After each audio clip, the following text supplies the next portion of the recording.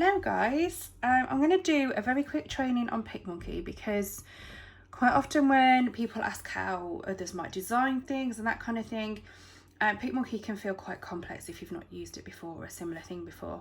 And I know that when I first started using it, I found it quite hard to navigate. But what I found was that once I'd established what my branding wanted to look like, I can just repeat those same actions over and over again. So I'm no expert on it whatsoever. I just know that for the bits that I need it for, it works for me. So hope it helps just in terms of helping you get yourself established with it really. And using it. So I use it for quite a lot of things. So let me just do a very quick, I need to sort these into folders really, but I use them for flyers, posters for to advertise training, my team recognition. I've created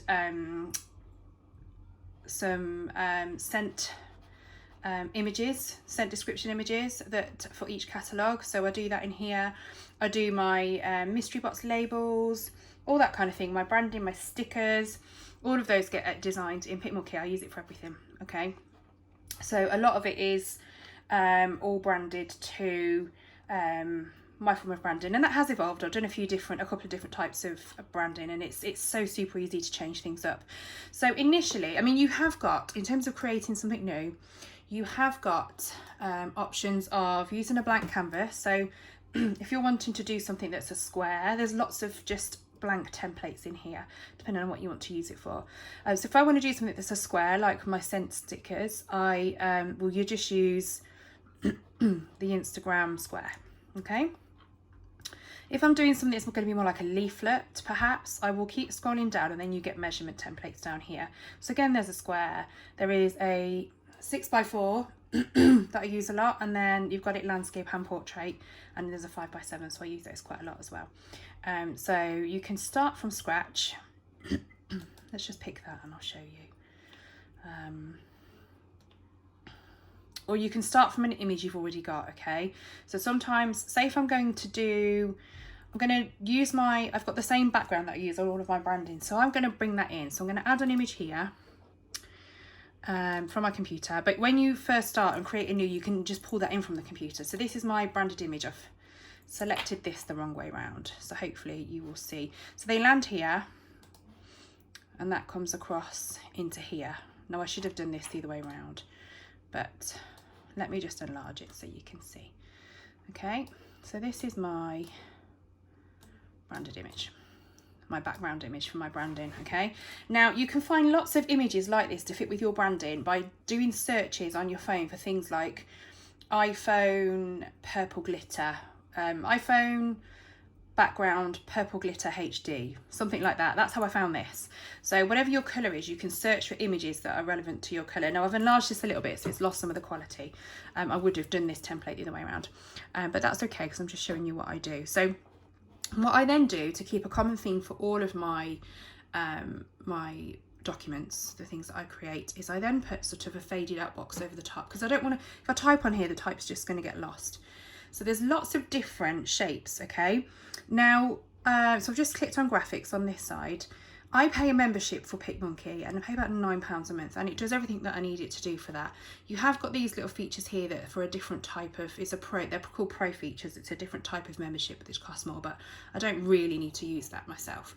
So £9 a month is fine for me. So I go into basic and I literally will just select, because I've done a rectangular flyer, I will select this. I'm just going to apply the shape to my image.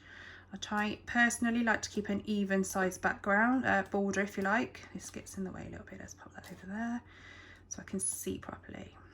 So I am going to, this is going to be what I'll add information to. But I don't want it to be black, obviously, because it doesn't really look that great, does it? And that's not how my branding is. So if I click on here, this is how I can adjust this image. So if I click on the colour spot there, I can change that to white. Okay, come back out of there. There are lots of colours, you can have a play around, there's so many different colours in there. So if I come back to this now, but then I want to fade it a little bit because I want to still be able to see a little bit of my background. So you can fade it as much or as little as you like. I usually only fade it a little bit, but actually if I write or do anything on there now, that's going to be far easier for me to have things stand out and be readable. So if I want to add text to this now, I can just click the text box, add text, and I can literally start typing, okay? And once you've done that, you can move that anywhere on the document that you like. You get these measurement lines that really help you line things up. But I'm not really keen on that text, so I can just go and choose from so many different types of fonts here. There are absolutely loads of them. You can have a really good play and find one that really fits your branding, fits what you're trying to do. If I wanted to add some extra information there, so I wanted to type in, what can we say, what is Scentsy all about? And I start typing a description. Okay, I can make the text smaller or bigger, but I want to put a lot of information in here. You can change it by size there or by there. And I might choose, that's my title, so I might choose a different type of font for the text.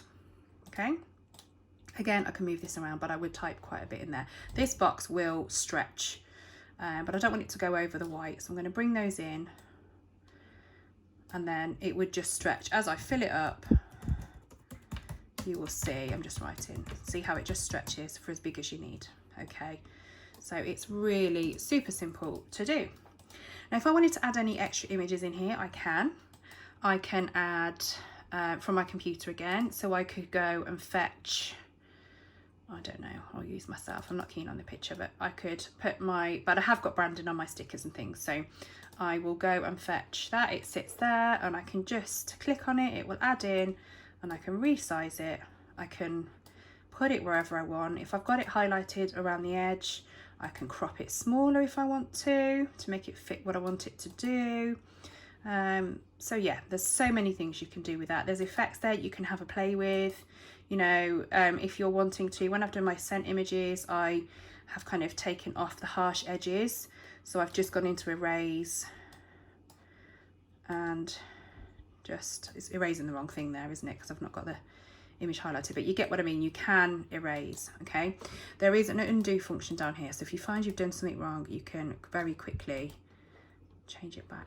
Okay, so see, if you click on the wrong thing, you will get reminded that you could potentially buy the higher up if that's what you want to do. So let me show you now. Oh no, it's gone off there.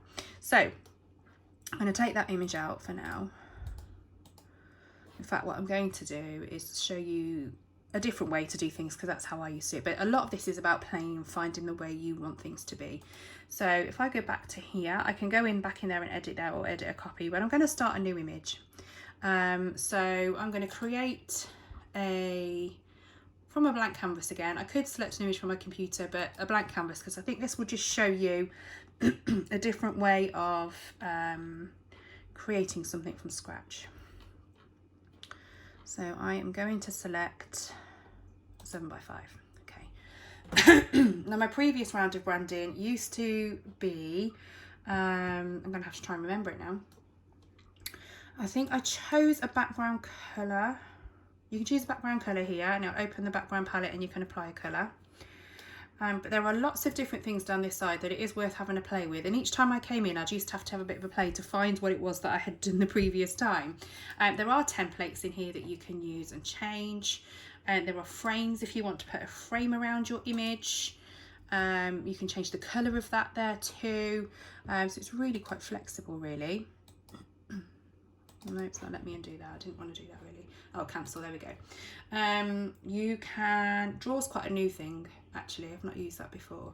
Textures, one is textures or effects. So you can add in these things here basically.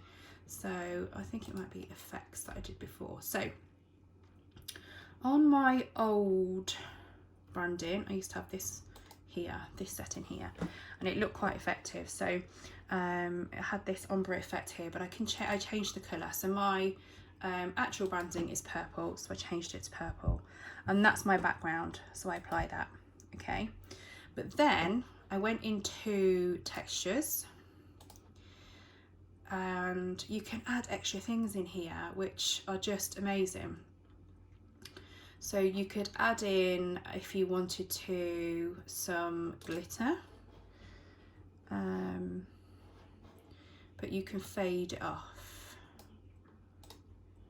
Okay, so you can just play with the textures and get things how you want it. Okay, it wasn't glitter that I used on mine. I can't think what it was. Might have been a, oh, here we go, it was this. Okay.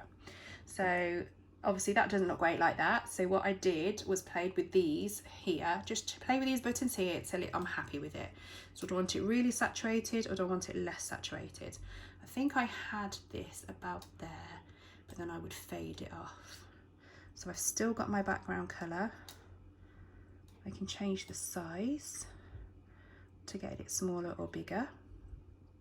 You literally just have to play until you've got it how you want it, okay? And when you're happy with it. And if you're using it for your branding, what I did was I wrote all these numbers down in a little book so that I could go back to that book each time I wanted to create something, so I could make sure everything was the same every single time. And then, like with my last creation that I was making, you can just add things over the top. So you could, I think I actually did do a shape over the top on these as well.